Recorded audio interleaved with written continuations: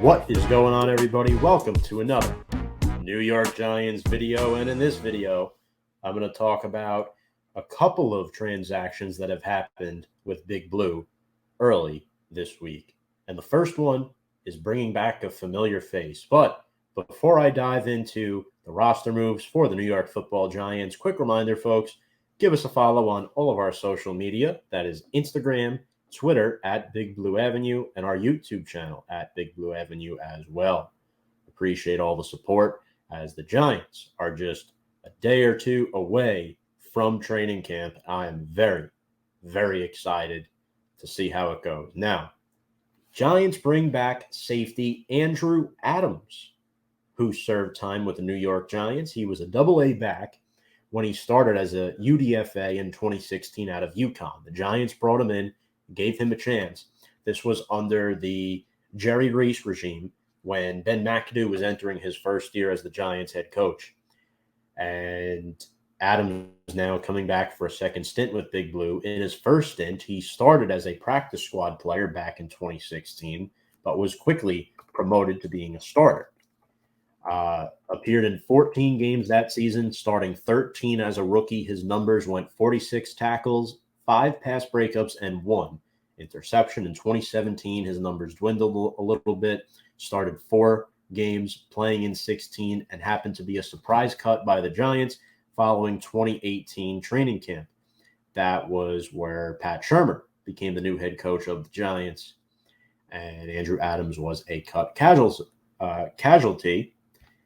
Now, you're bringing experience to the secondary. He's been in the league for 6 years now, entering year number 7. The Giants lost Logan Ryan and Jabril Peppers in free agency. So, again, you're looking at the safety position. What kind of experience is there? Xavier McKinney and Julian Love are the penciled-in starters right now, entering years 3 and 4, respectively. There's no veterans. Every safety on this roster is pretty much on their rookie contract, right? They just drafted Dane Belton, the kid out of Iowa. And yes, they brought in Henry Black, who has played with the Packers now for a couple of seasons. But there's really no veteran leadership on the back line, and I think Andrew Adams adds some.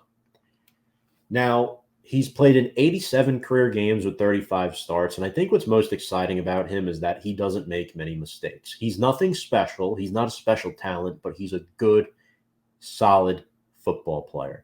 190 tackles in 6 seasons with 35 starts, 7 picks, and 23 pass breakups. Now, I'm not saying this guy's going to come in here and be a starter. That's not my expectation for him. But I do think he's going to add some much-needed depth. There are always injuries.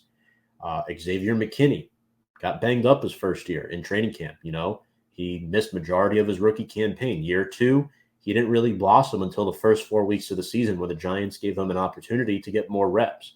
But now bringing Andrew Adams in here, who has championship experience with an elite defense in the Tampa Bay Buccaneers, will really help the New York Giants back line that was really thinning out following the departures of not just Peppers and Ryan, but also James Bradbury from the cornerback position. So there's the veteran leadership, Andrew Adams entering year number 7. I'm not saying, oh my gosh, this is a great signing. He's going to help the defense out a lot. No, that's not what I'm saying. What I'm saying is it gives depth and a voice back there to help players out. With Link Martindale's blitzkrieg type of scheme, you need good coverage, and you need to make sure you have the best coverage players possible. And from what I remember, Andrew Adams was a pretty decent cover 1 safety. Cover 2, he was okay. The deep routes, he wasn't great, but I think he'll be a guy that could be a decent role player.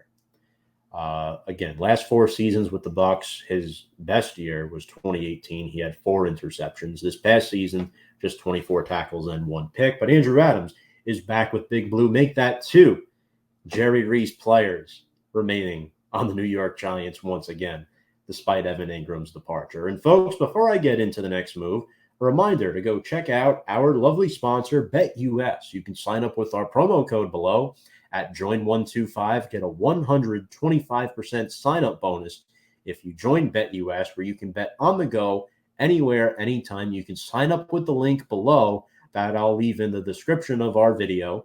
Make sure to go sign up if you love betting. That is BetUS, where the game begins. Now, Giants rookie tight end Daniel Bellinger has hit the PUP list. He's going to be out for a few weeks, and he's going to miss possibly all of training camp and maybe even some preseason time. So the Giants worked out a boatload of players this week, not just tight ends, but the one notable name that has to be mentioned is Eric Ebron. He was given a workout on Monday, and Ebron is a player who spent the last 2 seasons with the Pittsburgh Steelers. He was placed on injured reserve back in November with a knee injury that opened the door up for rookie tight end Pat Freiermuth to have a great year. Eric Ebron, I like this player. I don't think, he'd be a bad addition to the team if the Giants were to bring him in. He was the number 10 overall pick back in the 2014 NFL draft. Never lived up to the hype, but granted, he was playing for the Detroit Lions. He's had issues staying healthy throughout his career, but he was a Pro Bowler back in 2018, not so long ago. He's 29 years old now, local guy from Newark, New Jersey. So geographically, this move could make sense in a tight end room that is paper thin right now.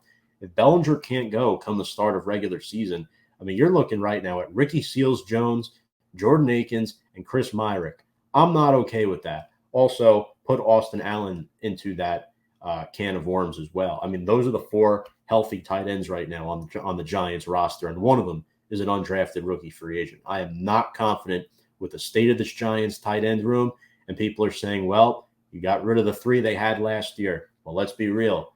Kyle Rudolph was taking up too much money on our roster. Evan Ingram had to go. We all know that. And Caden Smith, who I really wanted to be tight end 1 this year, failed a physical, so the Giants were forced to waive him. Granted, that did clear up about over $2 million in cap space. Now, bringing in Eric Ebron doesn't mean that he's, going to be a shoo-in to make this football team. He's going to have to compete like everybody else on this roster. This is a new regime. They have no ties to him.